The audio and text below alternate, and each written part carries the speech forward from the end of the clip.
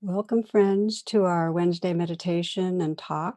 This is live streaming on my Facebook and YouTube pages and IMCWs as well. So, as we do, we begin with a meditation, and this is one I led last Saturday at our satsang. And it's so easy to race through the seasons and really miss the mystery and the preciousness really of unfolding moments. So this meditation invites us into an embodied, open-hearted presence. I hope you enjoy.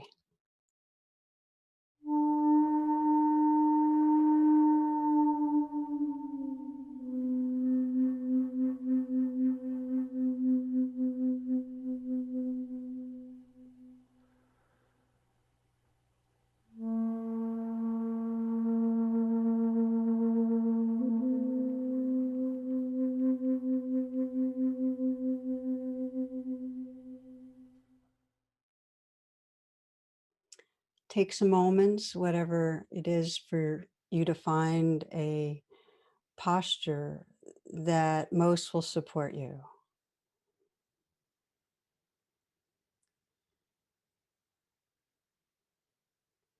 Finding some way of being that allows you to feel awake and alert and also at ease, grounded, safe.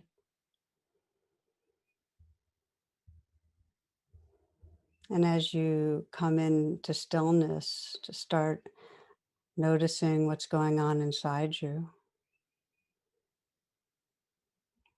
as a way of collecting our attention, we'll begin with that simple practice of breathing together. So I invite you now with your in-breath to lengthen it.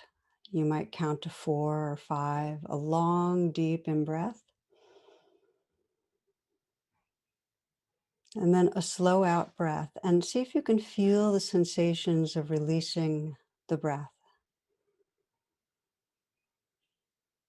Inhaling deeply again, filling the chest and the lungs.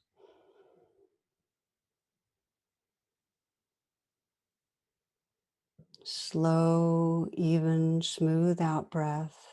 Feel a sense of letting go, letting go, letting go. And again, breathing in, nice, long, deep in-breath, filling the chest, filling the lungs. And that slow out breath. See if you can sense a softening down the length of your body, letting go, relaxing outward. Then let the breath resume in its natural rhythm. And sense yourself just observing, experiencing the breath as it is naturally.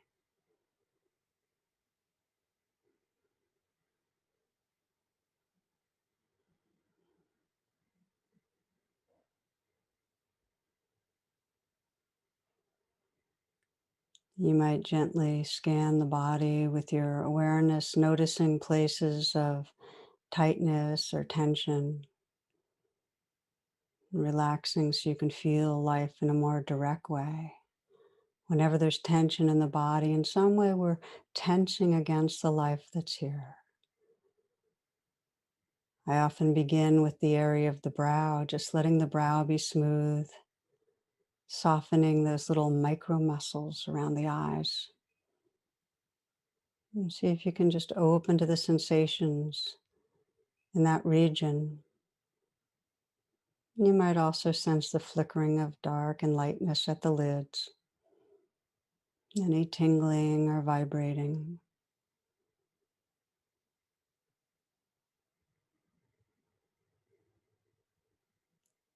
Letting the jaw, not, instead of being clenched, really being relaxed. So you can let your tongue just fill the lower palate. Maybe sensing the tongue at the behind the tip of the teeth. And then relaxing down to the root of the tongue. And opening the attention. So you can feel all the sensations in the mouth, gums, teeth, tongue, and the lips.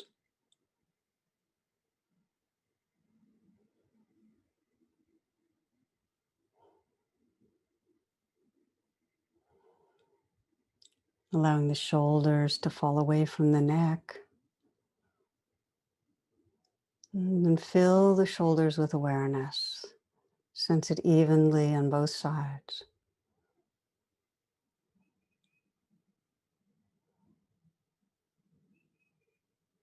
Bringing an intimate, gentle attention to the life inside the shoulders.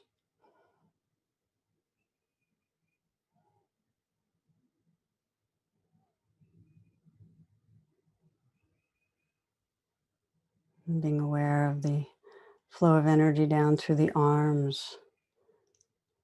So you feel the arms from the inside out.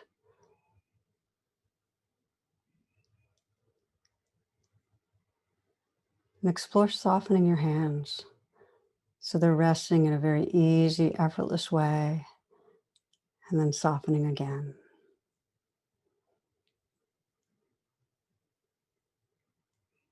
And feeling them from the inside out. Notice how much aliveness you can feel as you keep softening.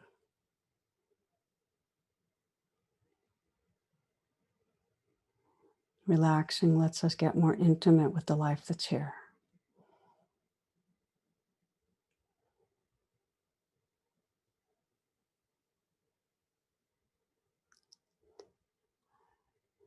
You might sense an openness at the chest. You might feel the gentle rising and falling of the breath, and let that bring your attention to the region of the heart. Feeling from the inside out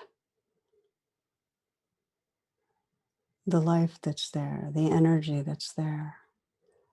So you're listening to and feeling the state of your heart, perhaps physically, emotionally, energetically. Just breathing with what's here, with interest, a gentle attention.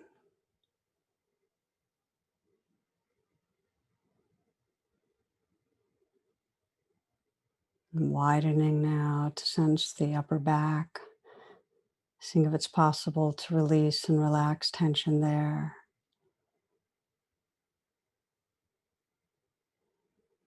And scanning down, letting this next breath be received in a softening belly. And this breath. And again. So the experience of the torso from the inside out is increasingly alive. Feeling into the pelvic region. Receptive, open, present.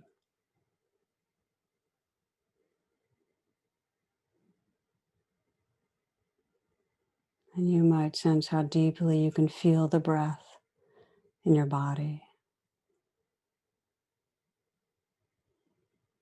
And intimate attention.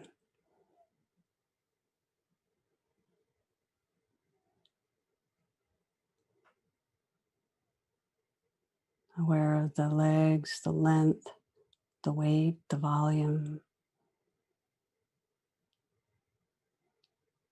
And notice what happens when you place the awareness inside the feet. Receptive to the tingling and the vibrating there.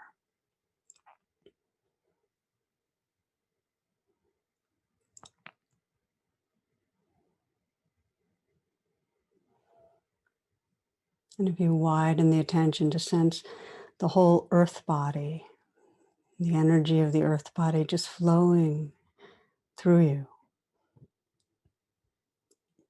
That you are earth expressed in this form, vibrating and alive. Just letting that life live through you.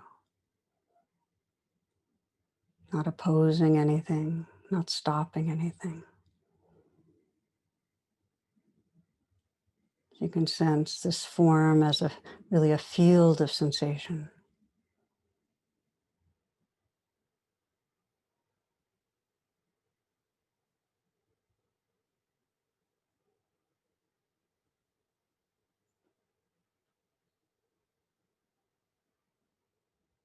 And letting that field include sounds.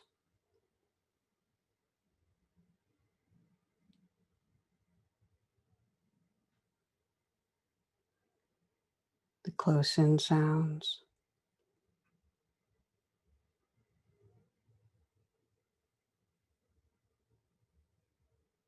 The more distant sounds.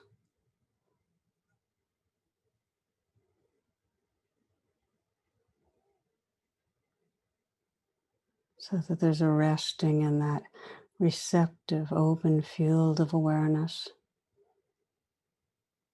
that's listening to and feeling this unfolding moment.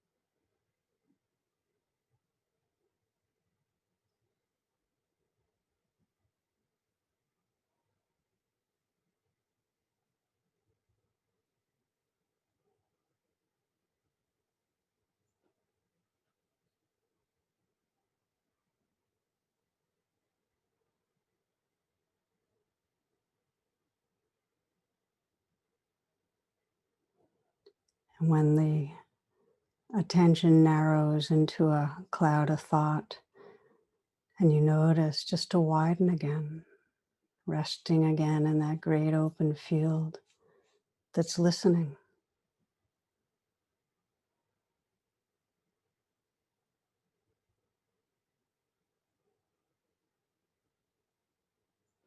Listening and feeling the life moment to moment.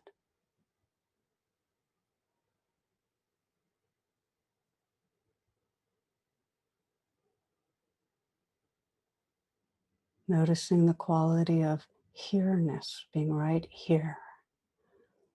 You might even mentally whisper the word here and relax into that field that's listening to and feeling the unfolding moment.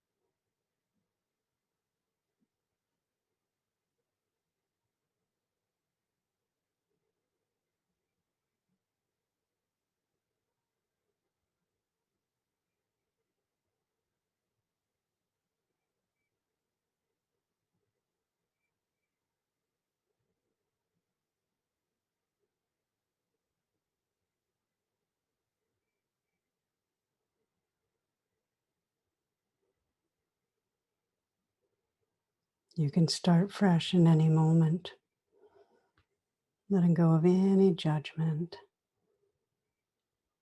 just relaxing the attention open, listening,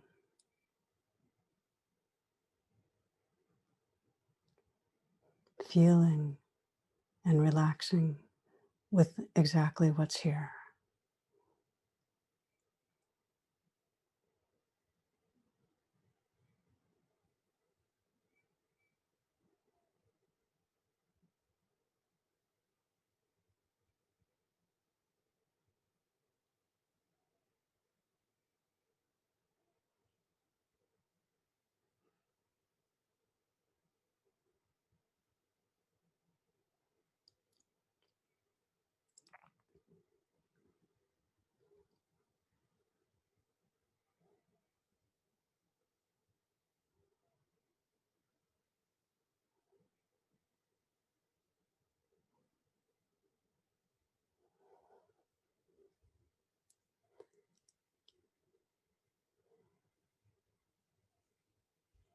This poem is called Instructions for the Journey by Snyder.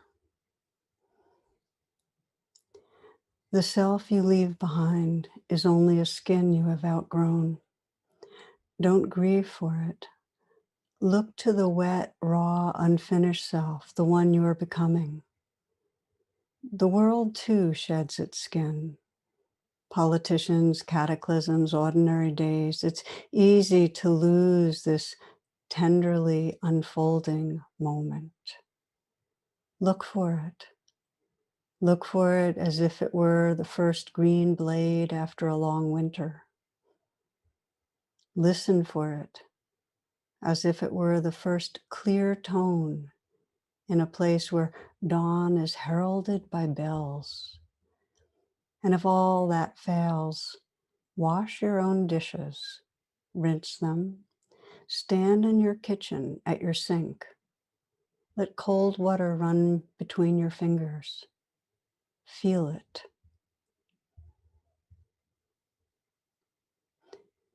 It's easy to lose this tenderly unfolding moment. It's easy to lose this tenderly unfolding moment. Look for it as if it were the first green blade after a long winter. Listen for it as if it were the first clear tone in a place where dawn is heralded by bells.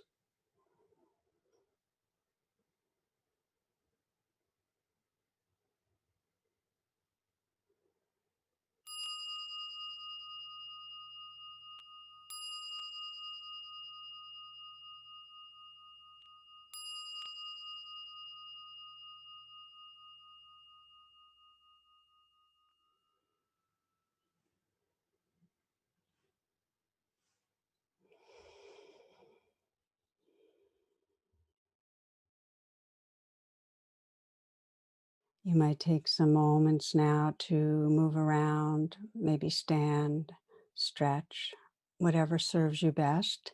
And as you do, I'll make some announcements for this coming week. Invite you to check out my website, tarabrach.com, for all the virtual offerings, and hope you'll join us this Saturday for our satsang, the gathering with questions, responses. It's May 15th. I have a new book I've been letting you know about that's coming out in a few weeks, Trusting the Gold. It's a gift book. It's beautifully illustrated. I think you'll like it. So I hope you'll pre-order, and when you do, you get some free gifts, and that's all on my homepage.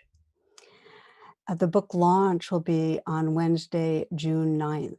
That has changed. It's at 7:30 and in the evening, East Coast, and there'll be Zoom and live stream options.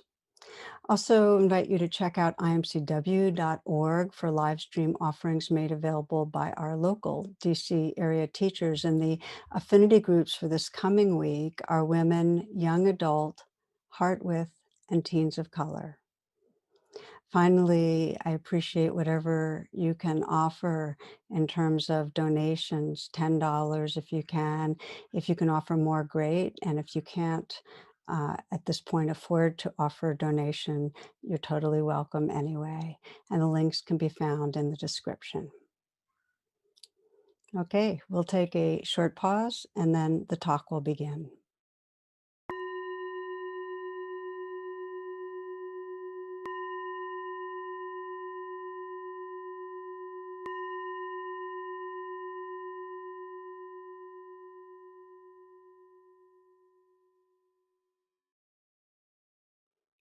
Namaste and welcome, friends. Thanks so much for joining us. I heard a story about a church committee in the congregation that was ensnared in a bitter debate about the way one of their core religious rituals was supposed to be conducted, who was supposed to perform it and how often and so on. And it was really dividing people into different camps that were becoming increasingly hostile, it was testing friendships. So one person suggested that they seek the counsel of the oldest living member of the congregation, and it was agreed on, and they sent out a couple to go speak with him. And so they started asking him questions. So they said, well, way back then, did they do it this way? And they described, one compromise of how to do the ritual. He goes, no, not that way. And then they said, well, what about this? And they gave an alternative. He goes, no, no, not that way. And they kept going like this. And finally, distressed, they said, what are we supposed to do? The entire congregation's arguing. Everybody's accusing each other. There's really deep conflict and mistrust. Then the old man said, that's the way we did it. So we know that humans have been in conflict through the eons, really in the moments that we feel threatened. And it doesn't matter whether it's physically endangered or our views are challenged, our egos challenged. We quickly regress into survival brain reactivity, which is fight, flight, or freeze. And it comes off as often as anger or hatred or defensiveness or paralysis. When we're dominated by fight, flight, freeze in a chronic way, when it's ongoing, we lose touch with our heart, with our full intelligence, because we're living from the most primitive part of our brain, and we feel separate from others. And these are the times we can really cause harm to ourselves and to others. There's a little story of a man driving home from work after a tough day, and his wife calls him on cell phone. She's distraught because she had heard on the radio that someone's driving the wrong way on the highway. And his response, heck, Emma, there's hundreds of them doing that right now. The primary characteristic of fight, flight, freeze is we feel separate from the world, and there's a sense of self, and the universe is out there, or it's us and them, but we feel separate. And I often think of this suffering as severed belonging. That term really speaks to me because we're disconnected from our own wholeness and from the living web. And we can see it in daily life. The more we're stressed out or anxious, the more we get disconnected from our own body, from our caring, the more distant we feel from others. And the extreme of stressed out is traumatized. And the very nature of trauma is that it severs the sense of connection that we might have. And today's world is pretty traumatized. So we're seeing the suffering of trauma, of severed belonging, really in epidemic levels of loneliness, anxiety, depression, really in dividedness and hate. And for myself, I keep being surprised, and really the words alarmed, registering especially here in the United States, just the degree of polarization, how much hate and mistrust there is. The proportions feel beyond anything I've ever experienced in the past, and it's really the internet and social media just is driving us into increasingly siloed realities. Believe each side believing the other is, deluded or ignorant or evil, and, just fueling that sense of us, them. So in my own life, probably the most compelling inquiry, the question I just keep asking is, what's going to bridge the divide? What's going to bridge it? Because we have to bridge the divide if we want to survive as a species and really have our our planet survive and be healthy. And of course, on some level, this inquiry about bridging the divide has been throughout the decades for me, whether it's looking at our inner divide, the way we turn against ourselves, we go to war with ourselves, we get filled with judgment and blame and aversion, feelings of failure. So, how to bridge that inner divide? And then, of course, how do we bridge the divide when we're distancing from those in our personal life, when the kinds of expectations we're carrying or the judgments or the anger distances us, when we each get controlling or defensive. And then there's the divides, and these are the ones I've been kind of most referring to and thinking about between people and groups of difference, and what so often happens is the other group seems less valuable, less human than ourselves. So, this is tonight's reflection, looking at bridging divides and really how no matter what divide we're addressing, we have to keep reconnecting to the actual experience in our own body, heart, and mind. We have to keep bridging the inner divide. Maybe to go back a little bit on my own history, when I was in college, I was outwardly involved in a lot of social activism. I'd planned to go to law school, and I was involved with community organizing and social justice, really healing societal divides along class lines, race lines. Inwardly, I was struggling also with the divides of, just being chronically judging myself, filled with a lot of aversion. Well, I started taking yoga and meditation classes to work on the inner life, and so those were on Tuesday nights. And often on the weekends, I was attending, meetings or rallies or different activist gatherings.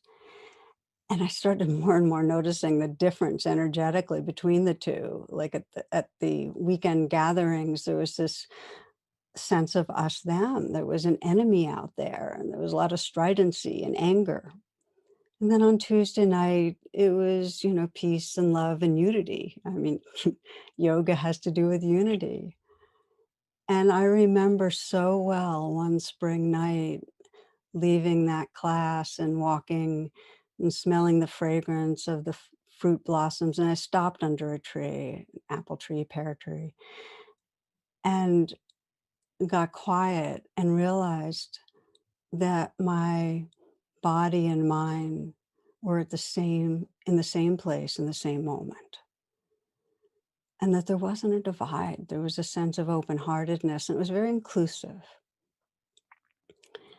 And it was really from that I had that compelling sense that I needed to wake up my own consciousness and heart if I was going to be really serving into helping our world, and actually the sense that really we all do. We need to wake up consciousness if we want to have the world we believe in. So for me, it meant a kind of a 180-degree shift. There I was on my way to law school, and Instead, I moved into a spiritual community for 10 years, an ashram, and also worked on my doctorate in psychology, the inner work. So I share this. It's not an either or. We need practices that help us to heal the dividedness, that help us to awaken our hearts.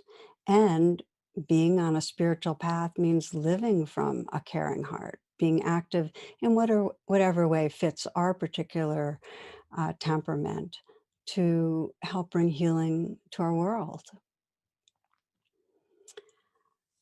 I often think in evolutionary terms. I find that really useful. And I find that it- to think of this awakening uh, over the eons really means understanding the shift from fight, flight, freeze, which is the survival brain's reactivity, to responding with tend and befriend, which is really the capacity of our integrated brain, our full awake heart. So we're going to be looking at that more closely. How do you make that shift from fight, flight, freeze to the mindfulness and compassion of tend and befriend? So first, another little story of two young men. They're walking in a jungle, and all of a sudden a tiger appears from a distance, and tiger's running towards them. And so one of the guys takes out a pair of Nikes from his bag and starts to put them on. And the other guy, with a surprised look on his face, says, "You think you're going to run faster than the tiger with those?" And his friend responds, "I don't have to unrun it. I just have to run faster than you." So it's not an ad for Nikes, but it's just this reminder of, in the moments we're stressed, when we get threatened, we reflexively go into fight, flight, freeze, and the focus is completely self-centered. It's on our survival, our well-being. It's a concern for numero uno, and the world becomes other. Or if we're talking about a group going into fight, flight, freeze, it's us, them. And a key feature of this separateness of fight, flight, freeze is the other does not seem real. And this is important. I really want to kind of sink into this some more because, well, you know what it's like when you're stressed or anxious. The world shrinks to just circling around our immediate concern.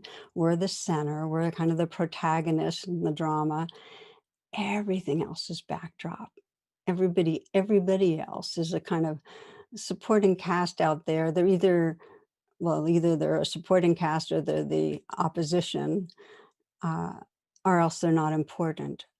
But what's key here is that others are no longer subjectively real to us, living, feeling beings. Because during fight, flight, freeze, we can't imagine how they're experiencing life.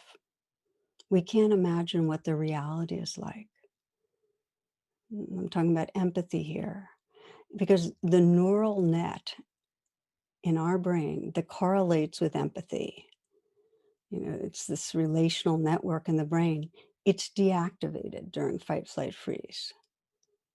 So consider that. Consider what that means, let's say, in relating to other societal groups, that when we're in fight, flight, freeze mentality, that other group, let's say of humans, becomes unreal others. They're less than human, and we can violate them. I mean, I think of it so often that white Westerners could not have kidnapped humans from Africa and turned them into slaves if they felt like they were real others, if they felt they were subjective feeling beings. African Americans couldn't be continually violated to this day. The neck, the knee on the neck, that couldn't happen if they were perceived as real, subjectively feeling, caring, hurting beings. If we're living from fight, flight, freeze, from that severed belonging, we can hurt the estranged parts of our own being and others, and we do it. So, as you know, fight, flight, freeze, the survival brain activation's not our only option, and it's not the end of our evolutionary story. And over time, humans also developed a higher order adaptive capacity when stressed, some other way to deal with stress. And this is what I've been referring to as tend and befriend. It's really mindfulness and compassion. So there was a crucial stage in our species evolution about 10 or 20,000 years ago.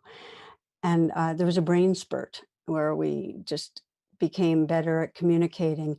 And tend to friend grew to be a capacity not only within our kin group, but beyond. And this is really, really significant because being able to tend and befriend, being able to feel with, care about, collaborate with growing numbers of people really is what's responsible for our successes as a species. This is what's made possible the amazing, leaps and bounds in science and medicine and the arts. And over the centuries, eliminating much extreme hunger, poverty, decreasing violence. So 10 to 15% of hunter-gatherer people died in conflicts, as opposed to 1% now of humans who died in, let's say, the wars of the 20th century. I think that's interesting because, yeah, there's a huge amount of violence today, but compared to way, way back, not so much. So sometimes our survival brain's fight, flight, freeze reaction is totally necessary. When we need a fast reaction for an immediate threat. So think of, you're driving and the adrenaline rush that has you swerve when you get cut off. I mean, that's fight, flight, freeze. Or if you're on open waters and there's a sudden storm and lightning, it's like the energy you need to go and motor yourself to wherever you can have some safety. Fight, flight, freeze. Or you see an elderly person or a vulnerable person being attacked or robbed, or a child runs into a street. There are many times we need fight, flight, freeze. We need our survival brain to kick in quickly. And even when it's not necessary, let's say we're in an argument, it doesn't always lock in. So we can find our way back to some balance and perspective, even compassion. But here's the thing. When our survival brain reactivity becomes a habitual reaction towards ourselves or in our personal relationships, um, and to other groups in society, that's when they're suffering because it's developmental arrest. We humans have another capacity, tend and befriend. And when it doesn't evolve and we don't live from it, we're in an arrested development, and it perpetuates the suffering of bad othering, of unreal othering. Both in our inner life, there's an unreal other inside that's bad, and with others. So, as we know, and this is where the news usually focuses, our world is replete with the non adaptive energies of fight, flight, freeze, the survival brain. One Joint Chief of Staffs put it this way, that we're a world of nuclear giants and ethical infants. Okay, so our inquiry, how do we evolve ourselves so we can bridge the divides created by the maladaptive fight, flight, freeze, the bad othering? And the first step is just to realize a very common delusion when we're in fight, flight, freeze. It's a trance. And our delusion is this, that we think everything will be okay if we can just beat the other side or get rid of them or make them change or make them go away or agree with us. We might fixate on a person we consider a bad player, in terms of our society, and delude ourselves that, well, if they're gone, but it's never about a bad player, nor is it about an identifiable group of people. It's the energy of greed, hatred, and delusion. It's the unprocessed fears. And when we're trying to get rid of a bad other, when we're demeaning an other, when we're considering others as evil or ignorant, we're actually operating from the same unprocessed fears. We're just fueling it. Alexandra Solzhenitsyn says, if only it were all so simple. If only there were evil people somewhere insidiously committing evil deeds, and it were necessary only to separate them from the rest of us and destroy them. But the line dividing good and evil cuts through the heart of every human being. And who is willing to destroy a piece of their own heart? It's a powerful quote. The line dividing good and evil cuts through the heart of every human being. These energies are in all of us. These are the same energies the Buddha talked about that keep us trapped in that separateness, not knowing who we really are. These are universal energies. When we're blaming a bad actor, we're really upset about a universal energy that's taken hold, that takes hold throughout our society. And I will note that we also turn our hatred on ourselves. We want to get rid of inner parts that we think are bad. But the point is this: what's causing suffering is primal fears that live in all of us. And unless we know how to process those fears, unless we know how to tend and befriend, be mindful and compassionate, they take over and they cut off the sense of belonging and heart that allows us to be whole. They imprison us in a trance of separation, and we see the looping of reactivity, of aggression, defense. And really, the more that we've experienced individual or collective trauma, the more we've been conditioned by violent caste systems, racial caste systems. And it doesn't matter whether we're position dominant or non-dominant, we get lost in this trance of severed belonging. So I'd like to maybe spend the remainder of our time reflecting on how we shift out of trance, how we shift out of fight, flight, freeze to tend and befriend. And I'd like to emphasize 3 learnings that have been really at the center for me. And the first is really that anytime there's fight, flight, freeze reactivity, anytime that I or someone else is acting in an angry, harmful, negative way, it's a sign of inner vulnerability. There's insecurity, there's pain, there's something asking for attention. So that's the first one, that whenever there's something I think's bad, it's really vulnerability asking for attention, in some way needing attention. And the second learning is that when I'm reacting to somebody else, I'm reacting to their reactivity, to the way that their vulnerability is playing out, the way their fear is playing out. So if I'm feeling angry, which is part of my own fight, flight, freeze, it's because someone else has done, let's say, acted judgmentally out of their fight, flight, freeze reaction. It's just survival brains triggering each other. So that's the second one. And that the third is that if I want to tend and befriend, I have to start by tending and befriending my own reactivity. I cannot jump to somebody else because I'm not inhabiting an integrated brain that can see clearly the other person. So, by way of personal example, is when I'm taking in the news or talking about the news, it's easy to get activated.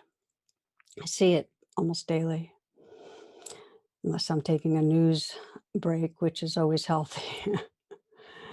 So, what I find is that it energetically it fuels the survival brain us them experience that there's a bad other, there's an enemy out there.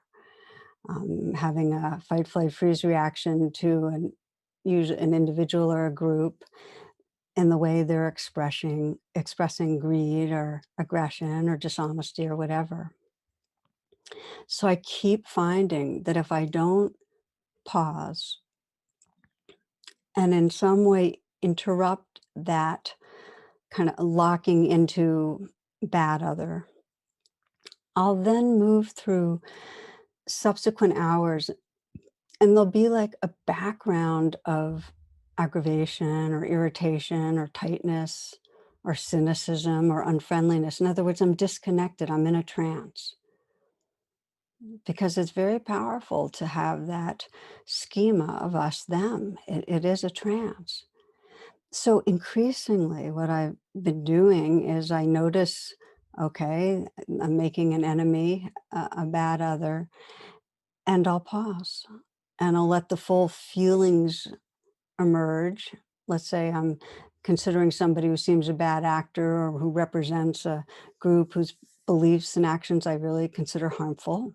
I'll pause and I'll feel distaste and aversion and dislike in my body.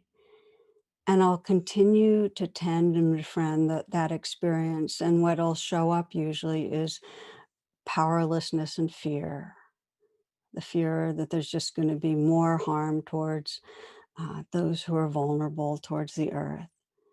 And if I keep on tending, befriending, mindfulness, compassion, I'll find under that there's grief, sorrow, and caring. It's just caring. So this is a kind of inner attending and befriending that, gets under my own reactivity to where my vulnerability is. And what I found is that the more I know how to do that, the more quickly when someone else is acting out of their survival brain and fight, flight, freeze, I can see past it. I can see that there's something asking for attention. I often think about the wisdom of a civil rights icon, Ruby Sales, African American woman, wise woman, who describes a turning point in her activism when she could start to ask the question, where does it hurt? And she asked that question not just to those in her immediate circles or who she felt close to, but she asked that question about those who were affiliated with groups most entrenched in white supremacy. Where does it hurt? Recognizing that if they have these views and this hatred, they're hurting.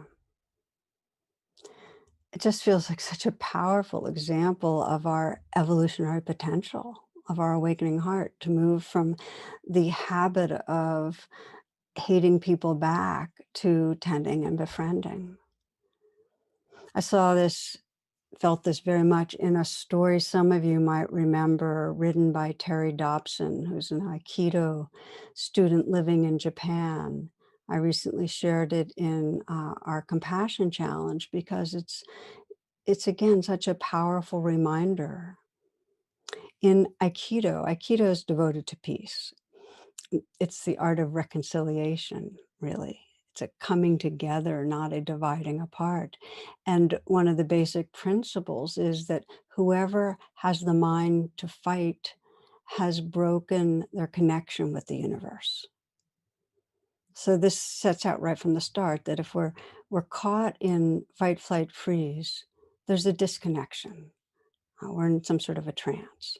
So Terry describes himself, this is a story of him when he's young, he's fit.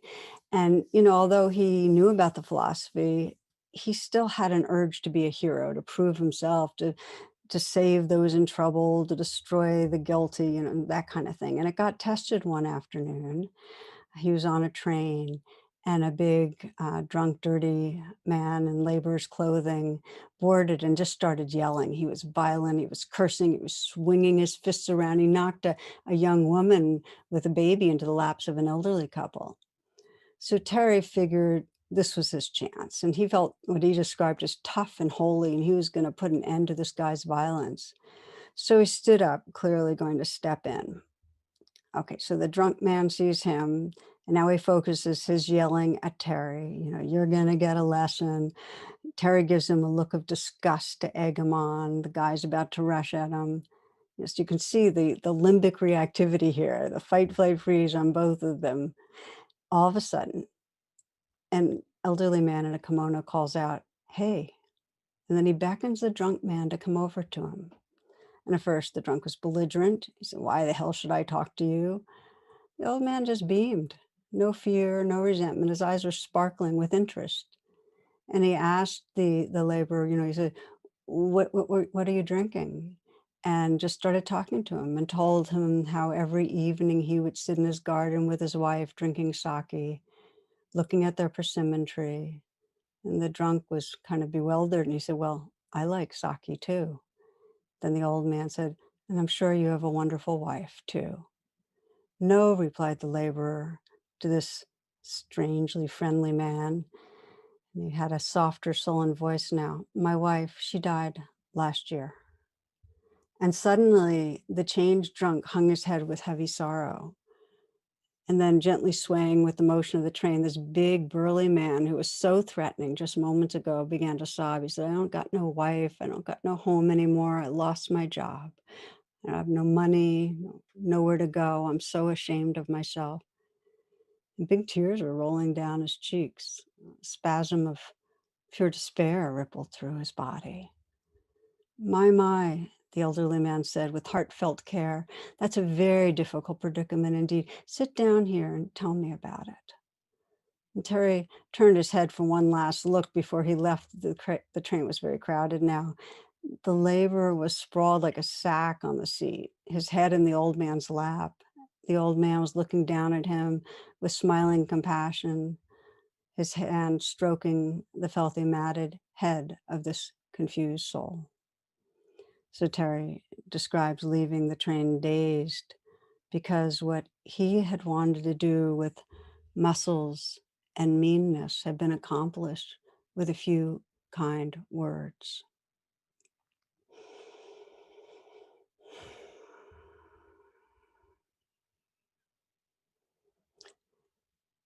When we're inside the trance, we forget that there's options.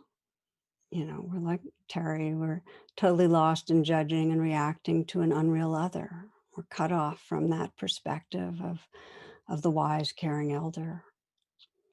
So in this story, Terry represents the part of us that gets trapped in that trance, in aggression and defense, in judgment, in self-other, in us, them. It's me reacting to the news. And the laborer is the unreal other we're judging, the bad actor, the inferior group, or the part of our being we don't like. It's we're judging and there's vulnerability underneath, there's suffering. And the elder is our awakening heart mind. It's that in us which can attend and befriend. It's Ruby Sales when she's saying, "Where does it hurt?" And that's what brings full integration and healing and connectedness. Whatever we practice will get stronger. So if we keep on living out our survival brain habits of judgment, resentment, blame, othering, it just strengthens the circuitry of the limbic system. It locks us in. But if instead we have as a basic part of our practice attending and befriending, where we kind of call on that inner elder, our awakening heart. I sometimes think of it as our future self or that which we're evolving. When we learn to pause and deepen attention to vulnerability, to what's happening inside us, to where it's hurting, there's a shift. And we open up out of the survival brain trance and re-inhabit more wholeness. Now, it's most difficult when we feel that the group of others are causing harm. It's very hard to imagine engaging from that attending and befriending, from that compassion when we sense others are threatening. And so it's important to know that our first job, we take all measures to protect from harm. In other words, if somebody's threatening, you create boundaries, you protect yourself as best as you can, you speak truth, you fight injustice, you condemn white supremacy, you act. And to know that if you lock into fight, flight, freeze yourself, hating others, unreal othering, you're perpetuating the very violence that you're working against. Because even though hate's natural, and it is, it's asking for attention. It's not the place to stay. It's a developmental arrest if we stay there. We in our world need to keep evolving. So again, the steps are, we start with an inner tending and befriending. Whenever we're reacting, don't try to change our reaction to somebody else. Go under it, with mindfulness, with compassion. You can use rain. It weaves it beautifully to get in touch with our own vulnerability. And then that helps us to have the more integrated brain, the more awake heart, so we can then see others more clearly. This is really the message of so many the spiritual leaders we all hold as kind of the common names of Nelson Mandela or Gandhi or Martin Luther King. It's the Buddhist texts that say, hatred never ceases by hatred, but by love alone is healed. This is the ancient and eternal law.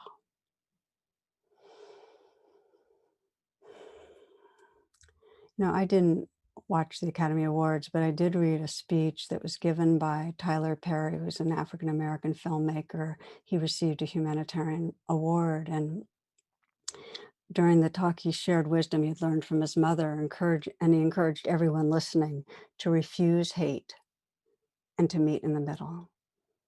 And during his speech, he said this. He said, in this time with all the internet and social media and algorithms that want us to think in a certain way, the 24 hours news cycle, it's my hope that we teach our kids, refuse hate. Don't hate anybody. I refuse to hate someone because they're Mexican or because they're Black or white or LGBTQ.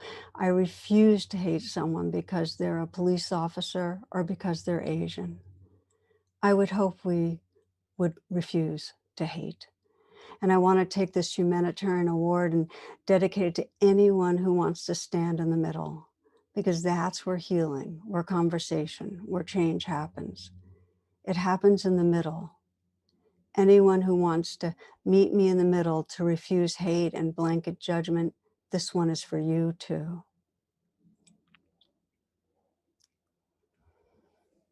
It's a really beautiful phrase, meeting in the middle. It arises out of this core aspiration not to push anyone out of our hearts. It's that aspiration to keep widening the circles of care and find our common humanity, create a peaceful world. We have to meet in the middle if we're going to plant seeds of respect and understanding and connection. And the pathway there, what lets us come into the middle, what lets us have the conversations and start to hold hands with those of difference, is tend and befriend. This basic practice of bringing mindfulness and compassion inwardly and then to others. We practice when we're on our own meditating, we practice when we're on the spot. And just to say, naturally, there are many who aren't able to meet in the middle, especially those who've been traumatized, who are on the very extremes of our divided world, those who are most wounded or rigid. And then it's a matter of, just processing that trauma, that fear. And yet, this can be our intention for all of us. The vision of our potential is to more and more tend and befriend, to meet in the middle. So, as I started sharing about being in college and wanting to bring healing to the world, but realized I had to ground with this. I had to learn these practices of tending and befriending. I had to heal that inner divide. Um, so we'll close with some exploring of this. We'll close by looking at how we heal the divide, how we tend and befriend, starting with ourselves and then widening the circles a bit. So wherever you are, if you can come into stillness, in that stillness, let your attention go inward. Just invite yourself to be right here, right now. And you might take a few full breaths as a way to help collect your attention.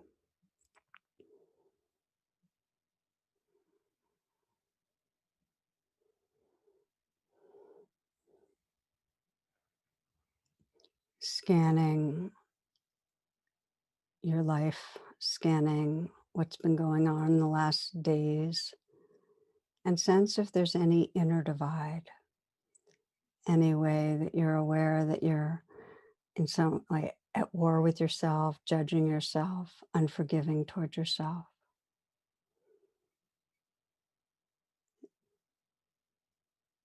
Noticing if there's ways that you've been acting that you are condemning,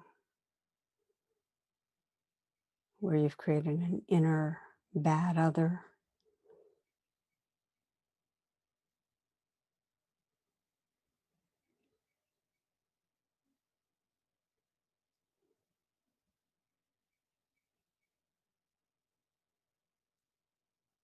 And if there's a particular situation that evokes this sense, you might bring that to mind.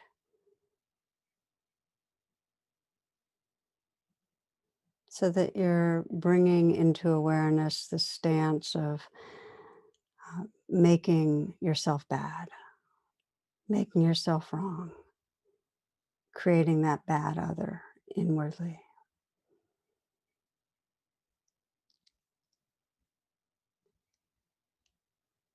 And consciously call on your inner wisdom, your awake heart, to come forward, like the wise old man, or what you might consider your inner bodhisattva, or your evolved future self, high self, but call that forward.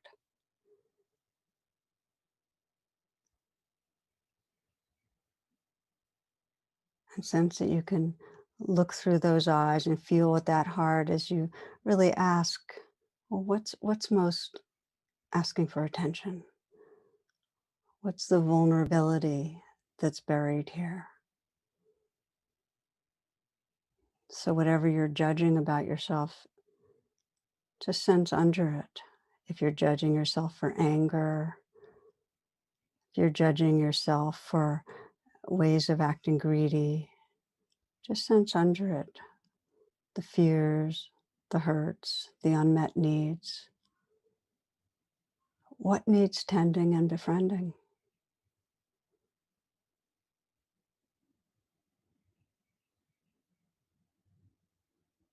And take a moment to feel into your body and breathe with what's here. And with whatever you're finding, just sense that you can offer some gesture of care, of kindness. It might be a touch to the heart, your hand on your heart, some words of compassion.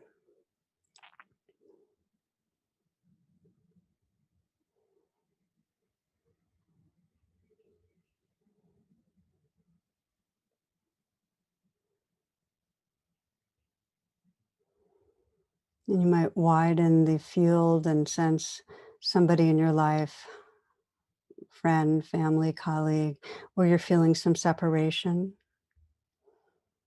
perhaps feeling judgment towards them or judged by them, but there's some reactivity. Perhaps you're in some way your survival brains are triggering each other. And again, let the situation that most brings us to your consciousness be there.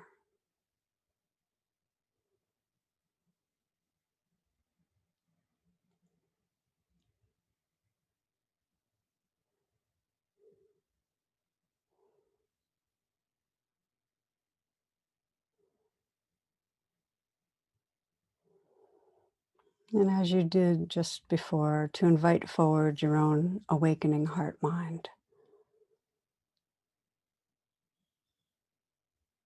And first, attend to your own reactivity, where you're feeling angry or hurt, judgmental, fearful.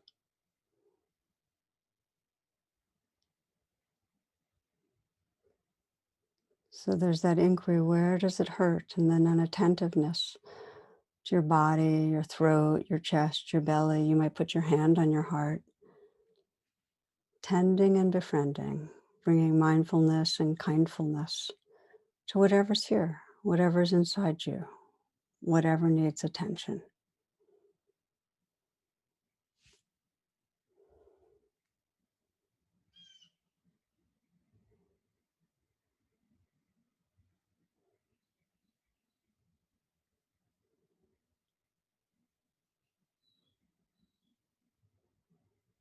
And sense that you can open your eyes in a sense and look out at the other now with more wisdom, more perspective, more care. With that same question, where does it hurt? Just like that old man said, tell me about it. That sounds difficult. Just imagine that you can really sense, well, where does it hurt for the other person? What might they be going through right now?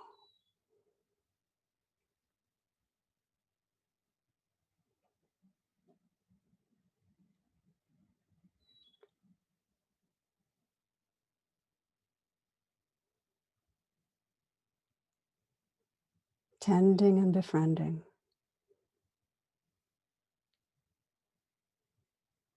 Meeting in the middle. Deepening understanding and care.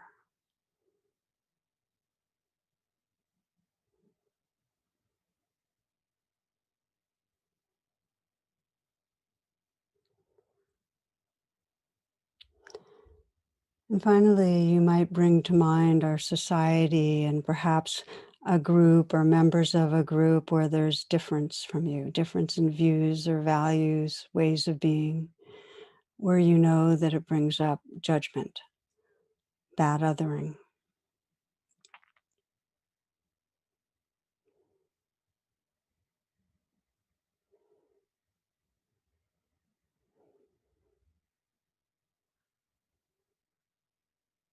And again, calling on that inner bodhisattva, that kind and wise witnessing, that presence that can see more deeply, and just bringing the attention to your own reactivity, to feeling your own anger, judgment, whatever comes up.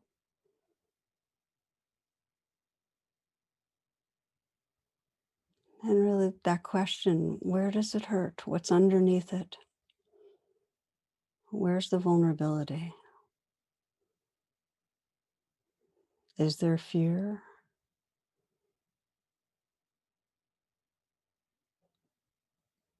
A sense of out of control?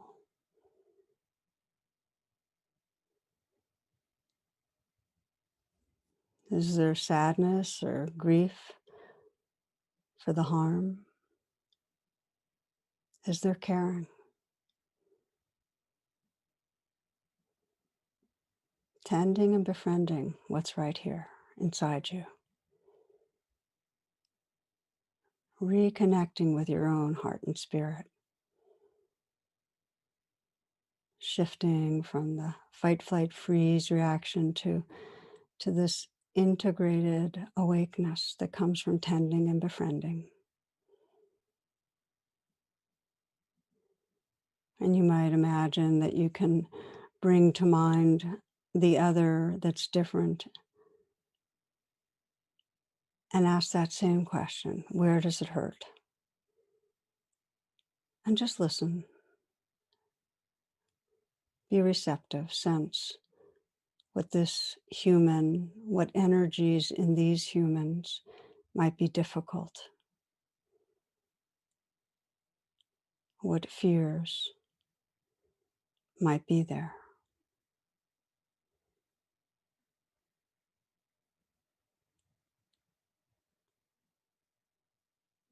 how others might feel unsafe, disconnected, hurting,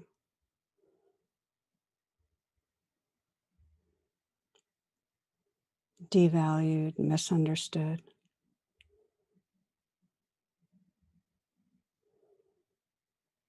Just letting your heart include that and respond in whatever way feels natural.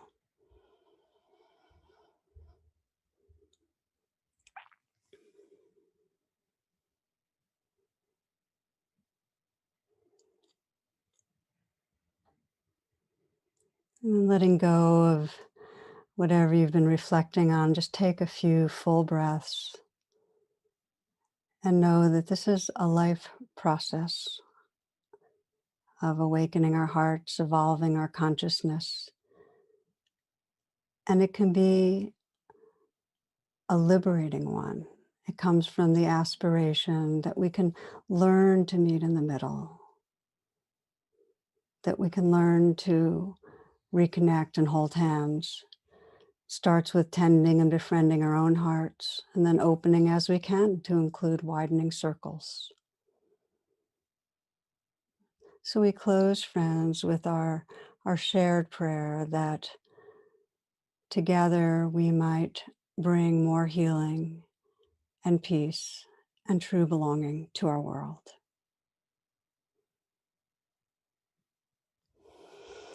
Thank you. Thank you for being part of this. Thank you for your presence. Namaste and love to each.